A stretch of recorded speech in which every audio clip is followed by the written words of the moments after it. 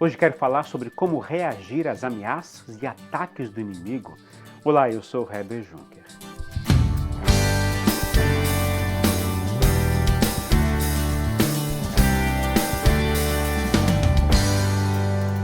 Quando você está realizando algo para Deus, o inimigo se levanta para tentar te impedir, destruir e te desmoralizar perante os outros. Hoje vamos ver como Pedro e João reagiram diante da pressão, acusações e ameaças dos líderes religiosos. Na devocional anterior, eu falei que Pedro ousadamente acusa os líderes religiosos que estavam o questionando com relação à cura do aleijado de nascença na porta do templo. E Pedro e João os acusam de terem crucificado Jesus, mas declarou também que Deus o ressuscitou dentre os mortos. Então, quais foram as reações desses líderes religiosos? Primeiro, eles ficaram admirados. Diz a Bíblia que, vendo a coragem de Pedro e de João e percebendo que eram homens comuns e sem instrução, ficaram admirados e reconheceram que eles haviam estado com Jesus.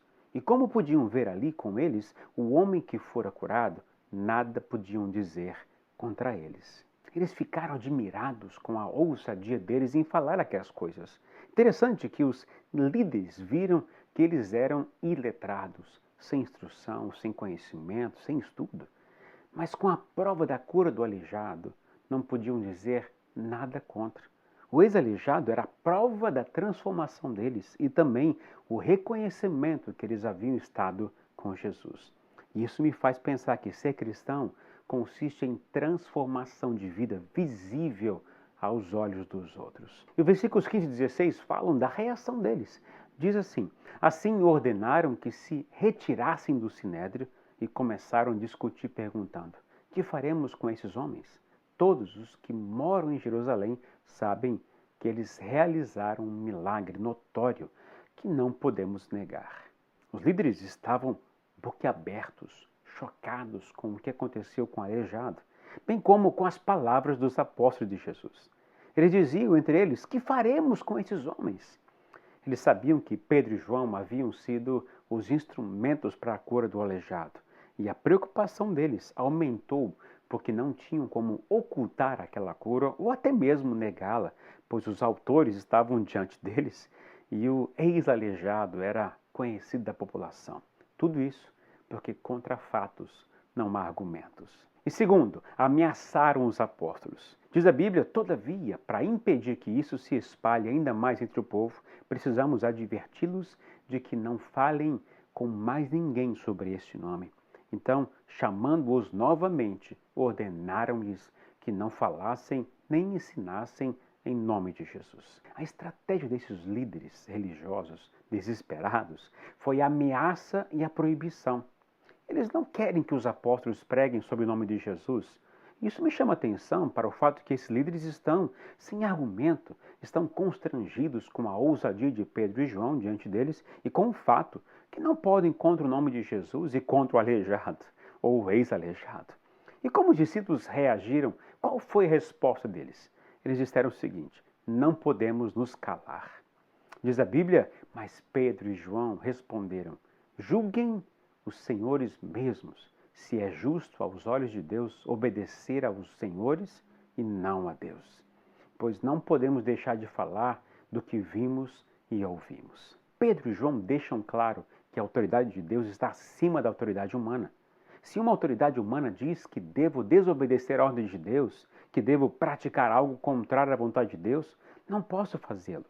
A Bíblia cita exemplo de pessoas que agiram segundo a vontade de Deus e contra a autoridade humana. Por exemplo, as parteiras hebreias. Elas não mataram as crianças conforme a ordem de Faraó, pois sabiam que isso feria a ordem de Deus. Inclusive, isso acabou salvando o bebê Moisés, que se tornou o libertador dos hebreus. Outro exemplo, Daniel e seus amigos. O rei Nabucodonosor ordenou que todos comessem a comida oferecida a ídolos e curvar-se diante da sua estátua para adorá-la. Eles não o fizeram e não foram poupados da condenação do rei, mas Deus os livrou da morte por terem sido fiéis à vontade dele. Pedro e João sabiam que a ordem de Jesus era de pregar o evangelho até os confins da terra e por isso não poderiam obedecer às ordens dos líderes religiosos. Esses líderes ameaçaram e proibiram os apóstolos de falarem de Jesus. Lembrando que Pedro e João estavam diante de homens que mataram Jesus, mas eles não se intimidaram. Mas eles responderam em alto e bom som, dizendo: julguem, analisem se convém obedecer a homens e desobedecer a Deus. Eles disseram claramente: não podemos deixar de falar do que vimos e ouvimos. Eles estavam dizendo: nós vimos os fatos. Jesus morreu, mas Deus o ressuscitou dentre os mortos. Nós o vimos vivo. Ele nos ordenou que pregássemos até os confins da terra. A estratégia dos adversários, do inimigo, é sempre tentar negociar. Talvez dizendo: se você não ceder um pouco, vai se prejudicar. Faça tudo o que o seu patrão está pedindo, senão você será mandado embora. Não há problema em mentir um pouco para ele. Depois você pode pedir perdão a Deus e por aí vai. Pedro e João me ensinam que não há como negociar com a vontade de Deus. Não há como ceder a algo contrário à vontade de Deus, achando que depois Deus dará um jeito. Pois se não ceder, vou perder o emprego, vou perder algo, vou perder isso, perder aquilo. Quando penso nessas coisas, na estratégia do inimigo, me lembro que a palavra de Deus diz que os covardes, os medrosos, não entrarão no reino de Deus. Isso está em Apocalipse 21, versículo 8. E como líderes, reagiram às palavras dos apóstolos. Depois de mais ameaças, eles os deixaram ir.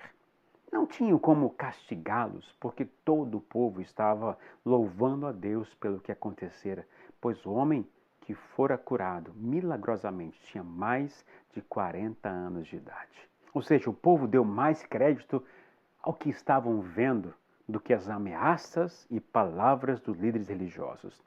E Deus livrou Pedro e João da possível condenação e morte.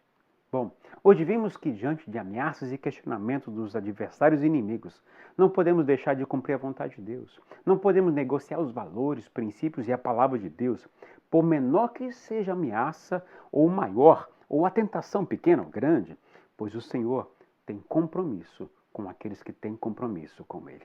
Bom, se você gostou desse vídeo e se ele abençoou você, dê um like aqui embaixo, pois quanto mais likes você der, mais o YouTube mostrará esse vídeo a outras pessoas.